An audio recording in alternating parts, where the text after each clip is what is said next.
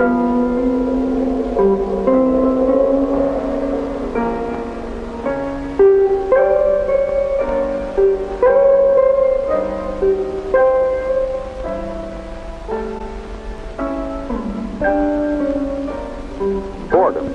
is this man's problem. Boredom at home, boredom at play, boredom at work. More and more it bothers him, upsets him.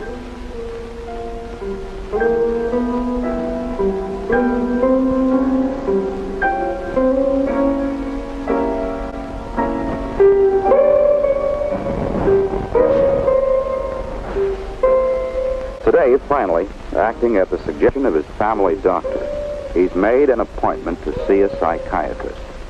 And yet here on the threshold, he hesitates, still battling himself, still holding back.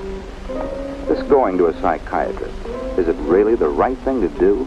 Is boredom worth all this fuss? Can a psychiatrist really help?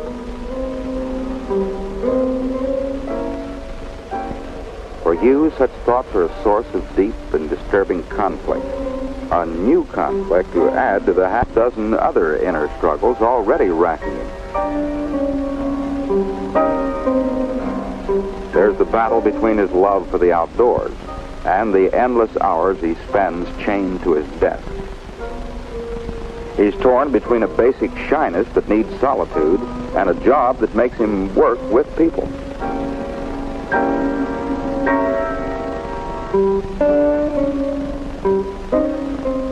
Between his yen to do field work and his need for job security. At home, any fight with his wife Loretta brings on guilt feelings. Whichever way he turns, conflict, conflict, conflict. Those inner struggles, they shake you. It's reached the point where he's no longer certain how he does feel, or even if he feels. What happens when you personally face a psychiatrist with a problem like this one? What does he do? What does he say? Don't you feel like a fool? You isn't sure. But here, today, at last, he takes the vital step. At last, he acknowledges the importance of his boredom, admits that he needs help. Help in fighting it. Help in his search for zest and ardor, those ever vital elements that make our lives worth living.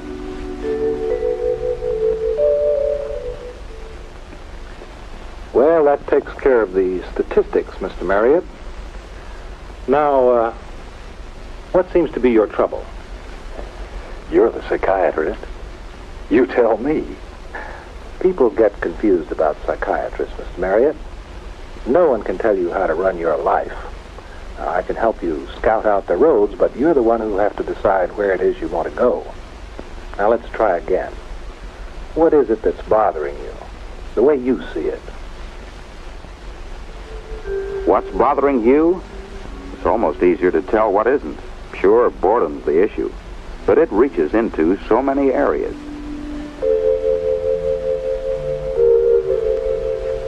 There's his relationship with his son, Kenny. More and more, they seem to live in separate worlds. With his wife, Loretta, it's gotten to the point of his not caring one way or the other. His friends and neighbors matter so little to him by now that he barely manages to stay polite. Carries over into his work, too. He's bored stiff with the old familiar routines, the problems he meets day after weary day.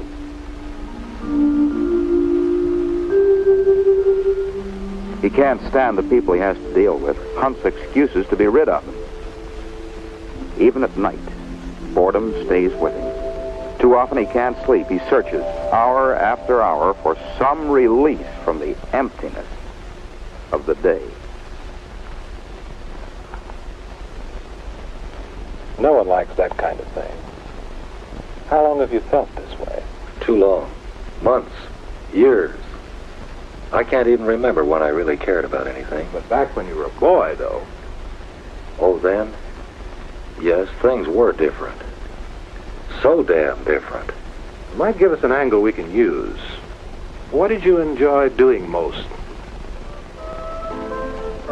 The things a man remembers when he thinks back, the happy times he knew when he was a kid. For Hugh, there were those crisp days in the uplands, hunting. The thoughtful hours alone out on the water. The joy of doing things with his hands, things his father taught him.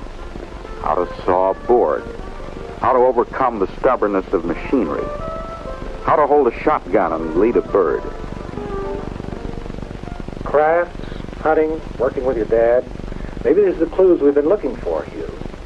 No matter how bored a man is, he can break loose sometimes if he can zero in on the things that meant the most to him as a youngster. You might even pass some of them on to Kenny. To Kenny? Ever try working with him? Sometimes. Not much. Might not do any harm to think about it. You never know for sure what's going to help in this business. I have a free hour next Tuesday if you'd care to drop by, say 2 o'clock. I guess so. Doctor, this whole business has me all upset. Can you prescribe something for me? A tranquilizer, perhaps? Medicine helps sometimes, but let's wait a while. You may not need anything once you understand what's bothering you. All right. Home again, and hope begins to grow in Hugh. He wants to reach out, do something, like with Ken, the way Dr. Jeffers suggested. If only they could work together, build a doghouse maybe. Only things don't always shape up quite the way you figure.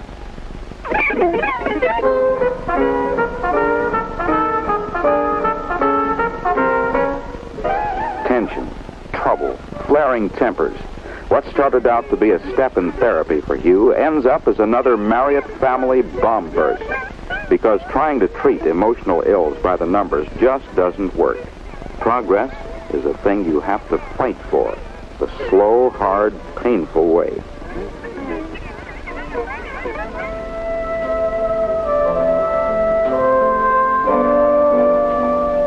Yet Dr. Jeffers doesn't seem too upset when he hears about it all at Hugh's next session. Just try something simpler, that's all. Like a hike. Something that you both like to do, where you can relax instead of fighting.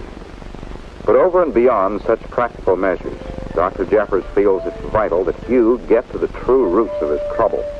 Symptomatic relief isn't enough. There needs to be thorough investigation of the ground from which his problems sprang, his feelings, his background, his formative years, the relationships with people that have helped to shape him. It's a long process, a painful process. Hugh doesn't like it. A dozen times he's tempted to quit, and yet there's enough progress that he goes on.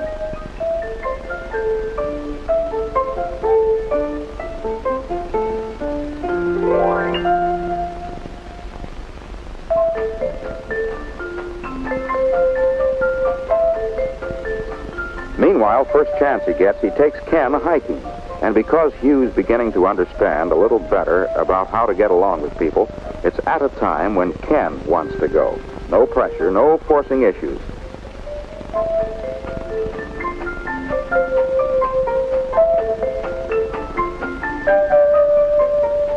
Out here for this brief moment, Hugh relives again some of the happy hours of his own childhood, full of surprises, full of the pleasure he always found in the open, away from pressures, away from conflicts. It's a thing he can share with Ken now, a thing that creates no tensions, makes no demands upon them, just the oneness of father and son walking along the water's edge together.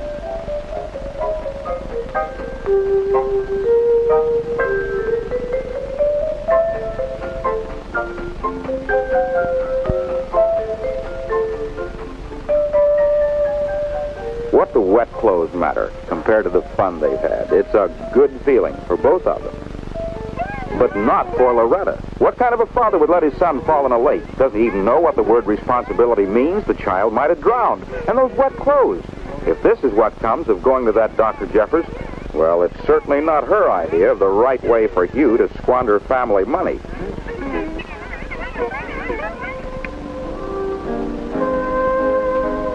Dr. Jeffers understands, though he does wonder about one thing. Why is it so important to you? Why is what important? Loretta's approval. Why do you feel you always have to do what she wants? Why? That's the kind of question that sets Hugh groping, without an answer. What about other husbands? Do they play it the same way Hugh does? There's Betty Evans. Paul won't even let her hold a job. Her days drag endlessly. Cornelia Beard, she never knows where Claude is or when he'll be home. The way he cheats on her is a scandal. Maxine Finsterwald's husband won't let her have children. Too much bother, too much expense. So, Maxine is left empty and envious, unfulfilled. And Paulette King, how she dreads those camping trips her husband drags her off on.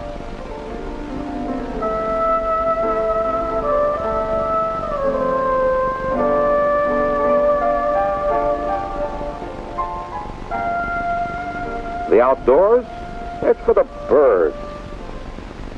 Those fellows don't seem to take the same approach you do they? It's still no way to treat your wife. How should you treat her? Well, you know, a fellow ought to go along. Not push her around, is that it? A woman deserves a little happiness. Even when she gets in her husband's way, interferes with what he wants personally? Marriage isn't built on selfishness. Oh, I agree, but there are other ways to look at it, aren't there? I guess so. But you don't buy them. What about your folks? How did they see it? How had they seen it? For the first time, it dawns on Hugh that his attitudes, well, there's something he takes for granted. His mother saw to that, whether the issue was dirty nails or bad manners or sloppy clothes or not making enough money.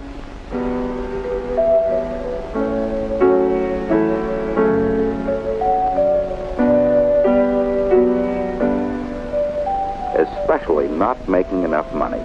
Sometimes Hugh's father would stalk out. But whatever happened, there still wasn't enough money.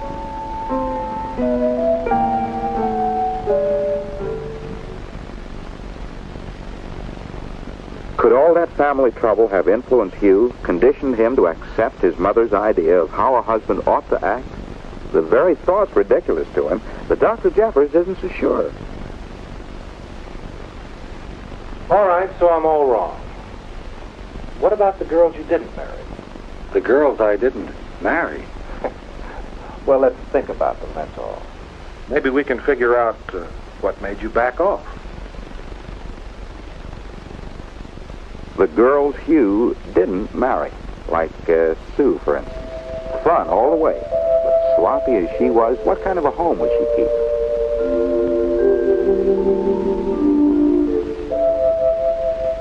Barbara was the hottest date in town. Too hot to make the right wife for a respectable man.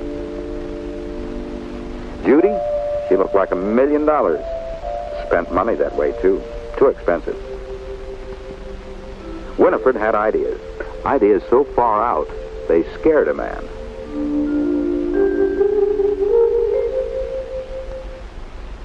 Sloppiness, passion, extravagance, nonconformity. Traits like that never did rate very high in your book, did they? Nor in anybody else's either. Oh, you mean nobody ever married those girls? Now, wait a minute. You mean they did marry? It couldn't be that your mother set the standards for you, could it? Where the other fellows figured that fun and excitement and sharp ideas and high voltage were maybe worth a few adjustments. Loretta, it finally dawns on you that in a lot of ways, she's like his mother. The standards she holds to, the things she believes in, they're the same. And it's not a very comfortable discovery. Besides all this business about Hugh's parents, it upsets him, leaves him feeling worn and torn and guilty. Again, Dr. Jeffers reacts, this time to challenge Hugh's memories of his childhood. Your folks had their share of fights, all right. There's a place in marriage for fighting. What I'm questioning is your interpretation of their squabbles. After all, they didn't divorce, did they? Divorce? No, matter of fact, when Hugh thinks back, there were even a good many moments of tenderness. Wild flowers his father would bring home to his mother. The way she'd make hot rolls for him morning after morning.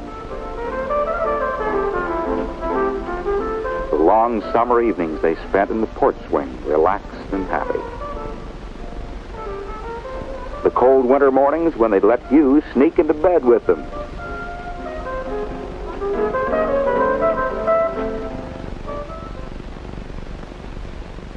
By the time Dr. Jeffers is through, Hugh realizes that his past recollections have been on the selective side. Everyone does it, Hugh. It's so much easier to blame your troubles on your family, our teachers, the place we grew up, instead of standing on our own 2 feet and fighting out our problems. Where Loretta's concerned, Hugh now sees what Dr. Jeffers is trying to get at. Devotion does not demand that you make yourself into a carbon copy of your wife, no matter how much you love her. Even in marriage, Hugh, a man has a right to be himself. You've got to be you. You have your own needs, your own desires. Face up to them. It's more than a right, it's a duty. So Loretta won't go along with that kind of talk? Well, maybe it's time she dropped by here for a visit. Time out for a bomb burst. When it's over, Dr. Jeffers manages to sneak in a few thought-provoking questions. Why is it so vital that Hugh's nails be clean? Is it really sinful for a man not to care about bridge? What's wrong with hunting and fishing? Who's hurt or even inconvenienced? Time out again for sputtering.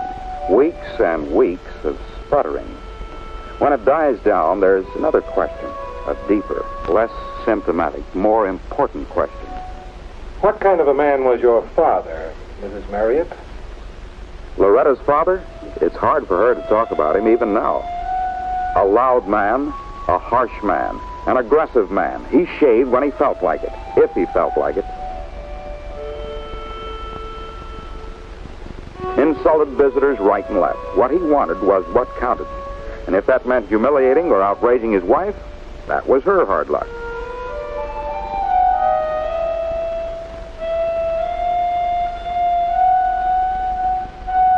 He was a good provider, though, and he certainly bragged enough about it.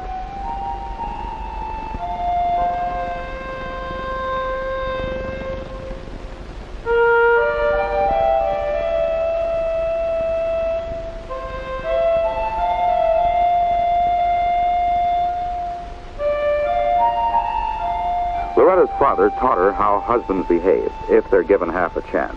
Often she hated him, swore she'd never let any man abuse her the way her father had her mother. Again, it's as it was with Hugh. Loretta saw her parents through the haze of her own distorted feelings. She forgot the nice things they did for each other, the happiness they knew together, remembered only the fragments that reinforced her own ideas. Ideas too often born of a child's misunderstanding, ungrounded in reality. Those attitudes, those ideas, she carried them over into marriage, clings to them still. A case in point? Well, she's always been impressed by Hugh's thoughtfulness, his consideration. And yet, the way he knuckles under disturbs her somehow. She misses her father's arrogant masculinity, his swagger, his decisiveness, even his violence.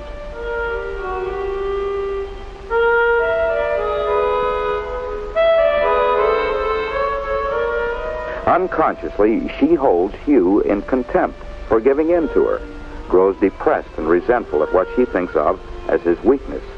It's a warped viewpoint. And as Loretta begins to understand herself and Hugh a little better, she goes along with him more, accepts him as he is instead of trying to make him over. When, on impulse, he decides to take Kenny fishing, she puts a curb on her tongue. Bridge tonight? Hugh plays if he feels like it. Goes to his workshop if he doesn't. It dawns on Loretta that she and Hugh fight more often. And somehow, that's actually a relief. Better by far than the dull, gray dreariness of Hugh's boredom.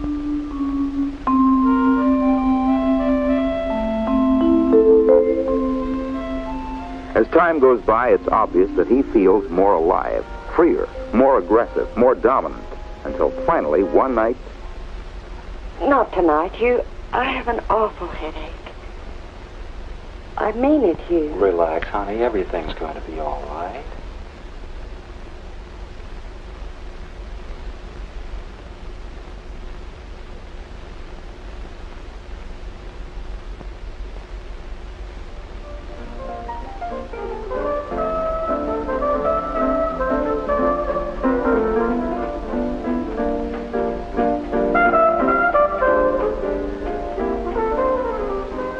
Hey, what's this? You know, lover boy, I'm beginning to wonder if you're not a lot more man than I thought. Things begin to work out better between Hugh and Kenny, too. There are fishing trips, home workshop projects, nights on the town together. Kenny's apathy fades. His grades come up. Finally, he even talks Hugh into having another try at finishing the doghouse. For Hugh, it's a great moment. He sees now how important it is for him to work with Kenny instead of bossing him, to accept boy-level work instead of criticizing. All the time he feels better himself, more alive, more alert, more awake to the zest of living. Matter of fact, it's only on the job that he's still aware of tension. There, well, it's just not good. He sees now that office duty isn't for him. His place is out in the field, on the construction end. And yet he can't afford to break away from Consolidated. Come right down to it, he really doesn't want to. Dr. Jeffers tries to help, suggests that Hugh makes an effort to rouse more interest in his work by exploring the company thoroughly. Check into each department and its function. Get better acquainted with the men he works with as individuals. Learn their problems and interests. Let them know his. Good ideas, all of them, they help. But they're still not enough. With every plan that crosses Hugh's desk, the old urge to get out into the field comes back. Finally, he confesses the truth to Dr. Jeffers. More and more, he's tightening up again, resenting his job, retreating from reality, back into his old habits of apathy and boredom. I understand. Do the folks down there know how you feel about it? About field work? Who are you kidding? If you want to hold a job, you don't go around griping to the boss about it. Oh, you really think they'd call it griping? Well, wouldn't they? Well, you wouldn't be complaining. You'd just be a chance to use your full potential. A man feels the way you do about field work, chances are he's got a talent for it. Why hide it? Let your boss know that you've got an ability he's not using. Between the two of you, you might be able to figure out an angle. It's a new thought for Hugh. He hesitates, hedges, broods about it. Then one day, Consolidated's awarded the contract to build a big new dam. Hugh's boss admits the project has him worried. I just don't know, Hugh. It's a good deal all around. But from the field end, those stresses are going to be some darn sticky problems. Ed, I just may be able to help you with that. You? On a field assignment? I'm a good man on stresses, Ed. Real good. Why, remember, I was in the field the day you hired me. But I thought, what about Loretta? I'll be doing the work, Ed, not Loretta. I'd like to take a shot at it, Ed. I really would. Hugh is still grinning like a Cheshire cat when he talks to Dr. Jeffers 2 days later. So that's the way it is, Doctor. I'll be out of town for a few months. How's Loretta taking? I gave her a choice. Either stay here or come along in a house trailer. She's coming. What about Kenny? He's on cloud 9 thinking about the trout in those mountain streams. So now might be a pretty good time to take you off therapy for a while. Could be. Is there a cure for boredom, then? Hugh still isn't sure.